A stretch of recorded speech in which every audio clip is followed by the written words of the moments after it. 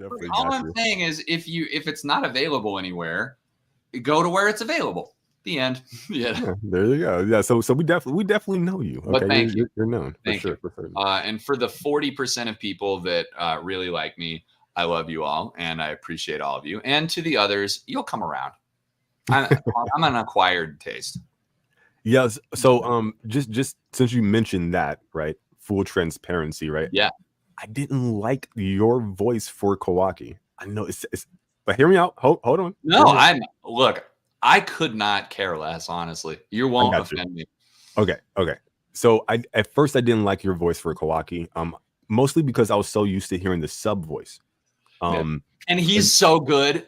Like it's yeah. Like, come on, he's so good. And like that it has been my struggle the entire time to like live up to him because he is so good. I mean, Yuma Uchida is like an icon. Well, right? give me a few seconds. I might elevate you, okay? But no, so I definitely it was like a little jarring, and I think that's always the case because a lot of anime quote unquote purists like the sub over the dub in general. One of my favorite all-time anime is Yu Yu Hakusho, and I love the dub. Justin Cook is one of my favorite voice actors in life. And yeah, so I prefer that over the sub. I just like what I grew up with. So kind of going back. Oh, sorry. I'll let you talk. Oh no. I have thoughts about why that is too, though. Oh, and I want to hear that too. But yeah, just to kind of wrap up this because I know we want to hear from you. But the more I like listen to it, I started to hear like the nuances in it, and then I'm doing research into you, and I see, oh, you have range, like hella range. Like I'm listening to some of your promos. I watched this like video that you did. I think it was like you have like a YouTube channel. It was like maybe like 4 or 7 years ago. We were like announcing people. Yeah. That channel is so I have done very little on that channel, but yeah, that was like old portfolio stuff. But yeah, I used to do live announcer stuff and yeah, one of my favorite cartoons, Amphibia. I think you did like a promo on Disney for that. And yeah. Like I'm like, oh, but the March Munchies, like this dude is amazing. Like yeah, so when you're saying like you had an idea for Kawaki or like an approach, and then like made you kind of shift it. This like. Yeah, that's interesting because I was really curious to see what your Kawaki when he's like an adult, because I'm not sure if you keep up with the manga, probably not, don't have the time for it, but like there's a time skip now. He's like 18, 19. Definitely. I was wondering like what would that sound like if you had a like your choice? Honestly, he's probably going to sound basically the same that he does now, because I think that the way they've directed me for this first like thing, I think he sounds too old. It bugs the hell out of me, actually. And you know, we're our own harshest critics, right? But like, or it's tough because like most of the time when there's a great performance, well, and I'm a director too, so like I see both sides of the table, right? I directed more than 800 hours of sessions for Zenwa Zone Zero, MiHoYo's new thing. Like I have a lot of directing experience, so I am very familiar with the director's plight, like the difficulty that they're up against when the client, like maybe they've got a vision, but that doesn't match up with the client's vision, but then the actor's got a vision, so you're juggling a lot of different things.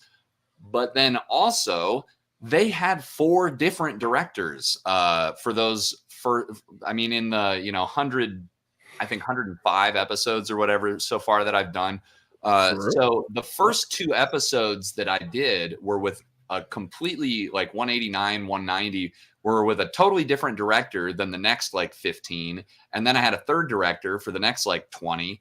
And so some of those directors have worked on Boruto or Naruto for years and years. They're intimately familiar with the character. And I had a couple that would come in and be like, so I just got transferred onto this show, and I'm total transparency. I have not had a chance to really look up on this, but I know you've been in here a while. So I'm gonna trust that you kind of know like what he's supposed to sound like. And it's like, bro, why are you here? That's crazy. That is crazy. You could basically direct yourself. Yeah. So then some of them would come in and be like, okay, yeah, so sounding too old. Oh, and by the way, when they, in my callback, when they said, we want you to sound younger, when they cast me for the real thing, they said, we changed our mind. We want you to go back to the original, like older sound. So the whole time I'm getting like different people's opinions. Some of the directors would come in and be like, it sounds too old. Like take some of the weight out, take some of the gravel out, and then I try to put them up here a little more nasally. Yeah. What do you want?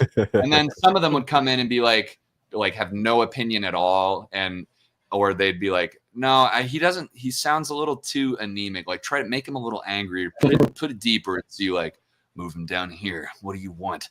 But then that sounds too old. So like, there's so many different variables. Perfect, bro. Sounds perfect. I honestly like, I'm a purist. I'm a perfectionist. Like, I think that I could have done. Oh, and then also the other kicker is anime is like, you get like 30 seconds per line, maybe. And they're like, all right, yep, that was good enough. And you're like, but wait, I think I could do a better one. They're like, no, that was fine. Trust me. It's okay. Oh, So I feel, and so for a story like Kawaki's that I think is just so compelling and so rich and deserves so much respect, I feel like I could have done way better. But if I had, all the luxury of time and all that stuff. So, I think like by the end of the season, I feel like, or the end of the series, I guess, because it's the new Two Blue Vortex is like a new anime basically, or will be. And thank you, by the way, that's very kind of you, whoever just said that. I think where he has ended up in the end of like episode 290 and that arc is where I really like him being. That kind of apathy, like bitter apathy, but focused and cold, but also still like deeply passionate about the people that make him feel safe, like Naruto, because it's the only time he's ever felt safe. And so that is who I think I want him to be in the time skip. And so like a lot of the previous stuff was like trying to navigate different directors, different like competing directions from other people and locking in. But like the first 2 episodes, we recorded it with that first director, and then they came back and made me re-record it because they said, well, we want it edgier. And I'm like, y'all, have you listened to Uchida? Because like he is not edgy. He's like so locked in and cold. He's like ice fucking cold. And he's like, your breath fucking stinks. Basically, it's just so deadpan and cold. And then I did that in my first session, and they came back and were like, no, we want it edgy. We like, make him angrier. And I'm like, you're the client, okay? So then we got and it's not bad. I like how I ended up doing it, but I think my original, in my opinion, was a little more accurate. But they directed me to more of like your breath stinks. Like a little, like he's pissed about it. Well, like he's not.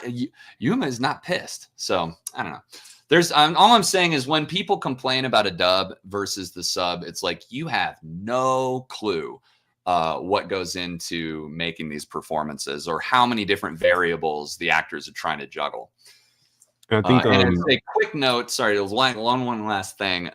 You mentioned Yu Yu Hakusho, and the thing is, the reason a lot of the old dubs are better is because those came into existence when the actors were, and this might piss off some actors, the actors were like still acting the scene, and any of those like anime sounding lines, the ones that are like, you took everything from me, the like classic anime sound that we think of when we think anime, the really over exaggerated performances, they had to do that because sometimes lines are just, you've got like way more space than you have like English words. So you have to over exaggerate them to fill the flap, to fill the space.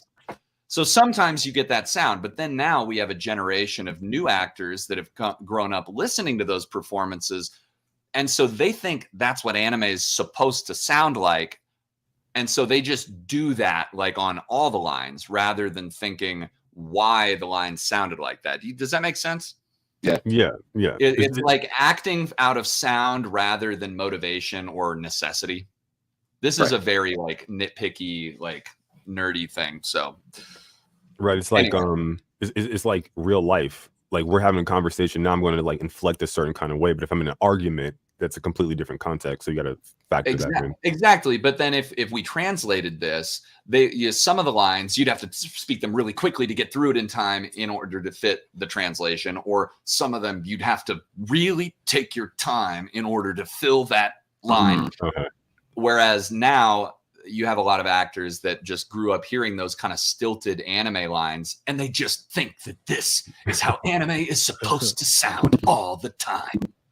And so then I come in not doing that because I do all these other kinds of acting things. And so they think, wow, he sounds so like AI. He sounds so monotone. There's no emotion in it. No, you're just used to like way too much. Anyway, but I'm biased. Like a G Gundam was an anime that came on 2.